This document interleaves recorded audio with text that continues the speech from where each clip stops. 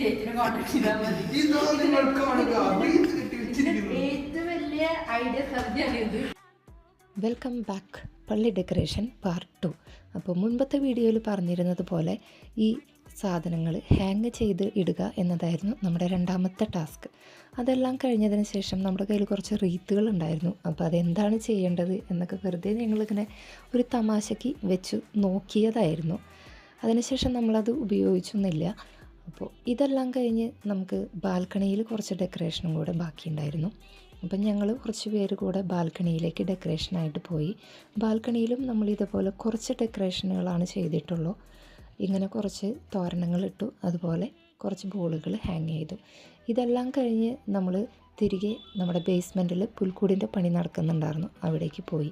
അപ്പോൾ തന്നെ ഏകദേശം 1:30 മണി ആയിട്ടുണ്ടായിരുന്നു. അപ്പോൾ ഇതാണ് നമ്മുടെ ഫൈനൽ ലുക്ക് എന്ന് പറയുന്നത്. അധികം ആർഭാടങ്ങളൊന്നുമില്ലാത്ത സിമ്പിളായിട്ടുള്ള ഡെക്കറേഷൻ. അപ്പോൾ നിങ്ങൾക്ക് ഇഷ്ടപ്പെട്ട ലൈക്ക് ചെയ്യുക. ഇനി പുൽക്കൂടിൻ്റെ ഞാൻ അടുത്ത വീഡിയോ ആയിട്ട് വരുന്നതായിരിക്കും. Bye bye.